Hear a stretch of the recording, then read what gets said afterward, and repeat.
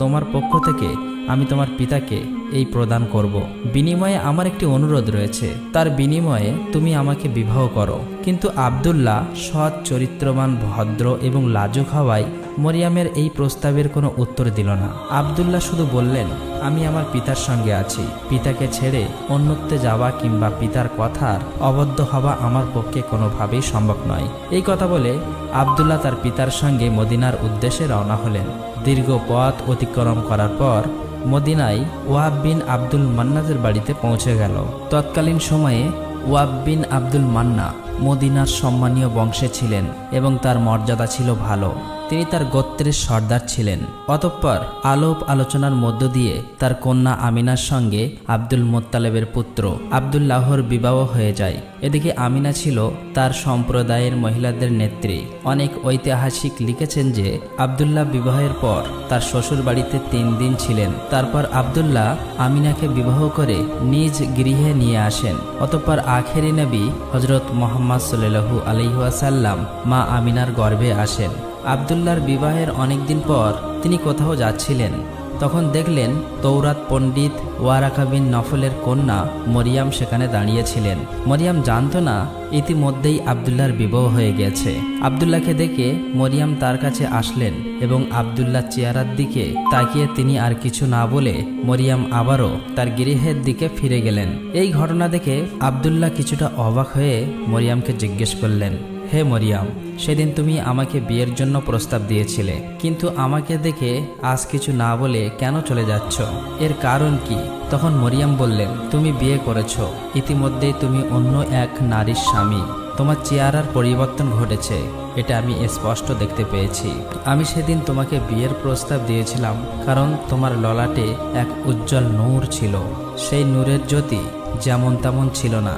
এর আগে কখনোই কোনো পুরুষের ললাটে এমন দেখিনি, কিন্তু আজ তোমার ললাটে সেই নূর দেখতে পাচ্ছি না। এর কারণ হচ্ছে এখন এটার অধিকারিণী হলো তোমার সৌভাগ্যবতী স্ত্রী। সুতরাং এখন আমার আর কাছে তোমার কোনো গুরুত্বই নেই। তাই এভাবেই কোনো কথা না বলেই আমি চলে যাচ্ছিলাম। এ কথা বলা শেষ হলে মরিয়াম সেখান থেকে চলে গেল।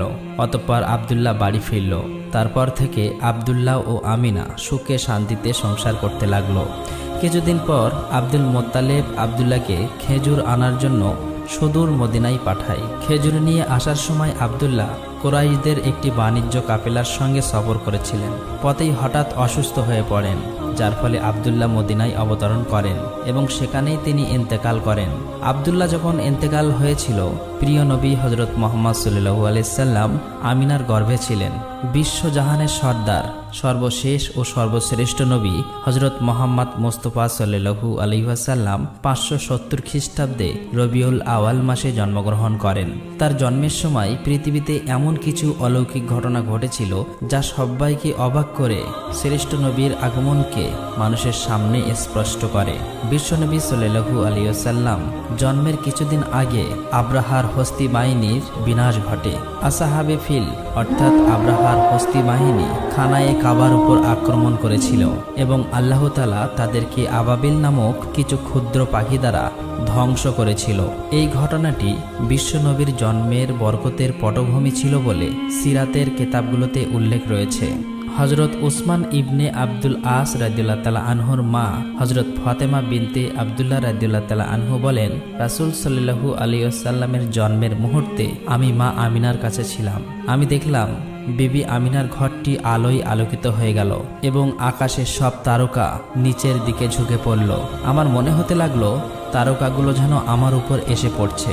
ফাতহুল বারি 6:726। বিশ্বনবীর জন্মক্ষণে একদিকে পৃথিবীর মূর্তিশালায় নবুয়াতের সূর্যোদয়, অপরদিকে পারস্য সম্রাট কিসরার রাজপ্রাসাদে ভূমিকম্পের সৃষ্টি হয়। এই ভূমিকম্পের দরুন রাজপ্রাসাদের 14টি গম্বুজ ভেঙে গুড়িয়ে যায়। পারস্যের এক অগ্নিকুণ্ড যা 1000 বছর ব্যাপী বিরতিহীনভাবে জ্বলছিল তা সেই শুভ মুহূর্তে হঠাৎ নিভে যায়। সাওয়া নামক এক নদীতে যথারীতি পানি প্রবাহিত হচ্ছিল।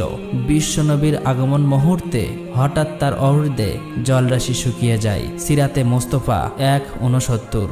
প্রকৃতপক্ষে এটা ছিল অগ্নিপূজা সহ সব ভ্রান্তির অবসানের ইঙ্গিত। সহিহ হাদিসে বর্ণিত, জন্মের সময় বিশ্বনবীর মায়ের পেট থেকে এমন একটি নূরের বিচ্ছরিত ঘটেছিল যার আলোকে পূর্ব থেকে পশ্চিম দিগন্ত পর্যন্ত সবকিছুই আলোকিত হয়ে গিয়েছিল।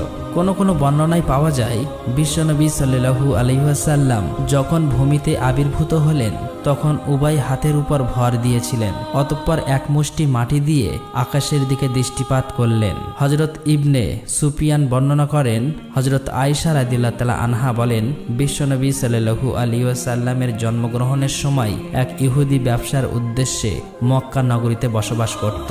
যে রাতে বিশ্বনবী পৃথিবীতে আগমন করে সেই রাতের পরবর্তী সকালে সে কুরাইশদের কাছে জিজ্ঞেস করল, গত রাতে এই এলাকাতে কোনো শিশুর জন্ম হয়েছে কি? উপস্থিত কুরাইশের লোকেরা বলল, এই বিষয়ে আমরা কিছুই জানি না। লোকটি বলল, তোমরা এই বিষয়টির অনুসন্ধান করো, কেননা এই রাতে বর্তমান উম্মতের নবী ভূমিষ্ঠ হয়েছেন। তার কাঁধের মধ্যবর্তী স্থানে একটি বিশেষ নিদর্শন অর্থাৎ মোহরের নবুয়াত রয়েছে। জন্মের পর শিশুটির মুখে জিন আঙুল পুরে রাখার দরুন শিশুটি দুদিন ধরে কারো দুধ পান করবে না। কুরাইশের লোকেরা সন্ধান করে জানতে পারল আব্দুল মুত্তালিবের প্রিয় পুত্র আব্দুল্লাহর এক পুত্র সন্তান ভূমিষ্ঠ হয়েছে। ইহুদিকে এই সংবাদ জানানো হলে সেও শিশুটিকে দেখার আগ্রহ ব্যস্ত করে বলল, চলো আমিও শিশুটিকে দেখব। ইহুদি লোকটি যখন শিশুটিকে দেখল এবং তার দুই কাঁধের মাঝে মোহরের নবুয়াতের নিদর্শনও দেখতে পেল, তখন সে চিৎকার করে বেহুশ হয়ে গেল। হুঁশ ফিরে আসার পর লোকটি বলল, নবুয়াতের বনি ইসরাইল আজ থেকে শেষ হয়ে গেল।